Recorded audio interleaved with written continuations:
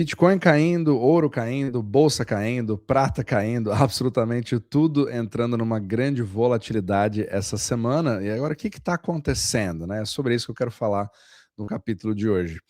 Então, a gente veio de um grande rally na SP500, que agora está... que, na verdade, ele continua, né? Se você sempre tira o zoom ali do gráfico, e ele, nesse exato momento que eu estou gravando, né, pode ser diferente, né, isso aqui é em relação a ontem, né, do que você está assistindo hoje na sexta-feira, né, tudo isso aqui que eu estou mostrando é da quinta-feira de manhã, mas independente do que aconteça, o mercado está numa grande volatilidade nesse exato momento, mas para queda, né? Então aqui a SP500 continua num ritmo bem interessante, só que o ouro e a prata vem mostrando esse grande gráfico de correção, aí teve uma certa volta ali, uma subida, e agora já vem caindo de novo. E a prata, que realmente é o que talvez mais tenha chamado a atenção, ele sempre é o irmão mais volátil ali do ouro e vem tendo uma correção simplesmente gigantesca. Então vamos lá. Dá para ter uma explicação só sobre tudo? Com certeza não, mas a gente precisa olhar na parte da mecânica monetária sobre liquidez, mas ao mesmo tempo o mercado, independente do nível de liquidez que você tenha, ele vai fazer o que ele quer fazer, principalmente quando você usa alavancagem. Então eu quero trazer aqui talvez um dos pontos para você considerar nos seus investimentos. Mas antes da gente continuar, se você gosta desse tipo de conteúdo sobre mecânica monetária, sobre a circulação de dinheiro ao redor do mundo, bonds, sistema euro-dólar, né, os dólares fora dos Estados Unidos, e por que o mundo está tão maluco depois de 2025 e agora mais ainda em 2026, nós temos aqui o nosso Substack, né, onde você pode acompanhar capítulos gratuitos de segundas a sextas-feiras, e também, diferente do YouTube, sem propaganda, você recebe gratuitamente também via e-mail, tudo por escrito e com os gráficos que eu uso nos podcasts. Mas se você quiser saber o que eu faço com os meus investimentos, você tem também o nosso portfólio OmniMacro, onde a gente publica as nossas próprias alocações, né, e membros podem ver ali todas as mudanças em tempo real. Agora, é totalmente gratuito de você se inscrever e ver os resultados, e todos os links estão na descrição abaixo. E agora a gente, anunciando aqui, nós vamos adicionar indicadores daqui a pouco, né? A gente vai colocar junto do portfólio OmniMacro para aquelas alocações fora do nosso portfólio, mas que às vezes você pode ter como referência, né? Metais ali como a prata, ou ter ali ETFs como o Brasil, etc. Então tudo isso nós vamos colocar aqui em breve, tá? Então vamos lá. Vamos voltar agora para a questão da liquidez. Então, eu gosto muito de ver esse relatório do Michael Howell, né, que ele coloca ali no Substack dele, semanalmente, o que está acontecendo com a liquidez. Então, aqui é bem interessante para a gente ver os pontos que contribuem e também que são contra a liquidez mundial. Então, nesse exato momento, a gente está como se fosse ali nas máximas históricas de liquidez, só que chegando num certo platô. Pelo menos é um pouco do que você consegue perceber nas somatórias dos principais bancos centrais ao redor do mundo. Só que não é somente de Banco Central que vive a liquidez global, né? A grande parte está no que acontece no sistema bancário, no sistema eurodólar, aquele grande buraco negro, né? Falado muito pelo Jeff Snyder. Então, assim, a gente precisa ver alguns fatores baseados em bancos centrais, só que o que realmente acontece, que cria esses grandes movimentos, deixa todo mundo sem saber, porque você não consegue prever quando eles vão ocorrer, porque usam principalmente ali da alavancagem. Então, talvez seja um dos indicativos para a gente olhar. Então, vamos olhar primeiro na parte dos bancos centrais e depois a gente olha na parte da alavancagem. Então, aqui você tem a liquidez, ela teve um grande suporte essa última semana, principalmente pela queda do dólar americano em relação às outras moedas, né? E talvez seja o tema que a gente vai voltar daqui a pouco. E agora você está tendo, como eu já falei também em capítulos anteriores, uma injeção gigantesca de liquidez vindo do PBOC, que é o Banco Central Chinês. Então ele vem contribuindo bastante, então você vai ter temas cada vez maiores de injeção de liquidez. Outra coisa muito importante é que o Fed, pelo menos que antes era muito mais avesso ali à liquidez, ele está voltando para o jogo, mas ainda de forma, digamos assim, meio tímida, né? Porque nós temos ali os impostos que vão entrar agora, né? Em abril, etc. Tem todo o TGA que está se preparando, que é a conta corrente ali do Tesouro, e ela ainda está bastante cheia, né? Então prevê-se, inclusive, que ela vai chegar ali a mais de $1 trilhão, justamente para se preparar para todos os gastos e renegociações, etc. Ainda tem a questão de shutdown, então não está aquela coisa assim pisando no acelerador completamente.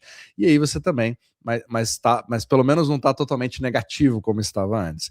Agora, é importante também ver que a gente está tendo um pouco mais de firmeza nos preços do colateral, né, nos T-bills, então eles não estão assim criando uma mega variação. Você está vendo isso no longo prazo, né, os de 20 anos, 30 anos, que é o que cria ali grandes narrativas, mas o que interessa para o mercado global é você ter um colateral um pouco mais firme. Por quê? Porque esse colateral faz com que você possa pegar mais empréstimos alavancados. Então eu posso até ver se eu coloco aqui na nossa tela, só um minutinho, pegar aqui o de 2 anos, por exemplo, deixa eu ver se eu consigo colocar ele aqui rapidamente. Então, por exemplo, aqui, ó, então você tá vendo uma demanda, esse aqui são os juros dos T-bills americanos de 2 anos, eles vêm caindo, certo? Então, assim, isso demonstra o quê? Busca por segurança, busca por liquidez e busca por colateral. Então, quanto mais estável ele fica, ele já está andando de lado aqui há algum tempo, mais você consegue criar essa alavancagem, o que é positivo para a liquidez. Ao mesmo tempo, o risco percebido pode ser maior. Ele sugere também que você tem um risco bancário maior, o que exige ali uma certa proteção. Então, tem os dois lados da moeda. Ele não se mexer, ele permite você fazer uma expansão de crédito, mas ao mesmo tempo ele não consegue fazer talvez tudo, né, pelo fato de você estar com a percepção de risco aumentado, né? Você tem um grande risco percebido em relação ao mercado de trabalho americano, etc., um arrefecimento da economia, então tem muita incerteza, inclusive em relação ao que está acontecendo com a inteligência artificial, porque está criando uma série de anomalias nos dados de emprego, mas ao mesmo tempo aumentando a produtividade. Então tudo isso a gente está num grande caldeirão que mistura uma série de forças que vêm de um lado e forças que vêm de outro lado. Então o objetivo aqui não é te dar a definição exata do que está acontecendo, mas quais são os pontos que você precisa começar a avaliar, porque é bem mais complicado do que a gente imagina e é fácil você cair em determinadas narrativas. Então, voltando aqui para o relatório dele, você tem também uma liquidez agora que vai contra isso, que ainda é o QT do Japão. Então o Japão ainda está fazendo uma série de contrações, ele não entrou ainda nesse pedal, né, para já pisar no pedal ali no acelerador com tudo, está se tentando fazer isso, né, com a Sanaita Kite, mas ainda não é o caso, e ainda você tem uma liquidez vindo ali da Europa. A Europa está meio que morta, né? Assim, no sentido de ela está meio neutra em tudo isso, pouca liquidez sendo gerada nesse exato momento. Então você tem os prós e os contras, mas o que a gente precisa começar a prestar atenção é isso daqui. Nós tivemos fortes subidas ali, que você viu no ouro, em vários mercados, né? Que é o trade da vez, onde hedge funds começam a entrar, e talvez seja interessante a gente pensar a seguinte coisa: liquidez, ela ao longo do tempo vai criando uma série de movimentos no mercado. Só que o dia a dia, movimentos de muito curto prazo, como você viu recentemente ali que fez todas essas subidas, ele mostrou também uma correlação onde o dólar despencou de forma muito rápida. Então a gente viu esse movimento que chamou a atenção de todo mundo e que criou as notícias da morte do dólar, etc.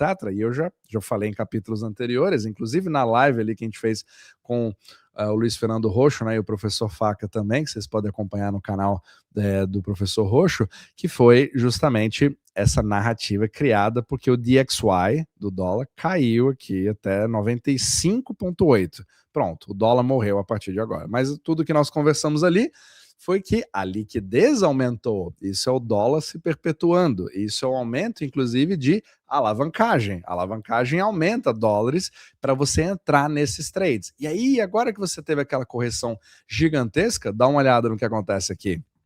Se você tem seja um prejuízo na sua operação, ou você tem que agora desfazer-se daquela operação, é obrigado você desalavancar-se. Então você está vendo também o DXY voltando a subir da mesma forma rápida. E como que você cobre os seus rombos, as suas margens, as suas dívidas em dólares, as suas parcelas, seja lá o que for, mas estando denominado em dólares, você cria uma demanda por dólares.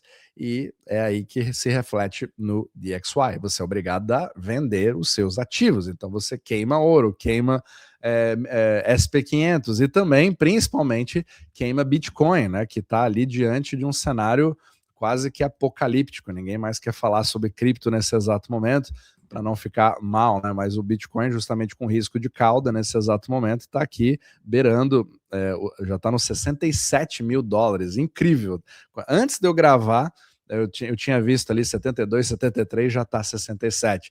Então, quando todo mundo enxerga essa questão do colapso, é claro que nesse exato momento você pode concluir, né, que o cash is king, né? Se você fosse perguntar assim, meu Deus, está tudo sendo vendido agora, né? Bitcoin caindo, ouro caindo, mercado caindo, etc. Para onde vai esse dinheiro? Nesse exato momento, para o dólar, né? Então é muito interessante como que todo mundo entra nas mesmas narrativas, né? Sempre querendo traçar que o sistema monetário acabou, toda aquela coisa, mas os movimentos que são feitos por entidades que a gente não tem absolutamente nenhum controle, né? Um hedge fund alavancado e junta todo mundo, eles querem ganhar dinheiro, então vai criar cada vez mais volatilidade do curto prazo, mas ao longo do tempo quem manda é o sistema monetário. Então, esse tipo de tema vai ser cada vez mais recorrente, principalmente quando ele é alavancado usando-se de narrativas. Então, a gente tinha o famoso debasement trade. Então, só para a gente ver aqui, né, o nosso ouro ou nossa prata. Esse aqui é o debasement trade. O dólar está entrando em colapso, então vamos subir, porque agora chegou a hora. E nesse crash aqui, você considera o que agora? É o rebasement trade, ou seja, agora o dólar está voltando, né, a não se diluir mais, percebe? Por isso que é sempre importante a gente ver determinados eventos acontecerem ao longo do tempo e que traz aquela grande euforia, você guarda isso, salva os tweets, salva tudo na sua cabeça e depois que passa um mês, 2 meses, olha para trás. Talvez 90% dessas narrativas acabam entrando em colapso e você só esquece porque você já está na próxima e na próxima. E isso talvez seja a pior fórmula possível para você proteger, né, o seu dinheiro e a sua família. Então, o objetivo, como sempre, né, todo mundo que segue aqui a carteira, etc., viu que praticamente nós não movimentamos absolutamente nada, porque eu não sou trader, não estou a fim de adivinhar o futuro, mas sim se colocar do lado correto do risco.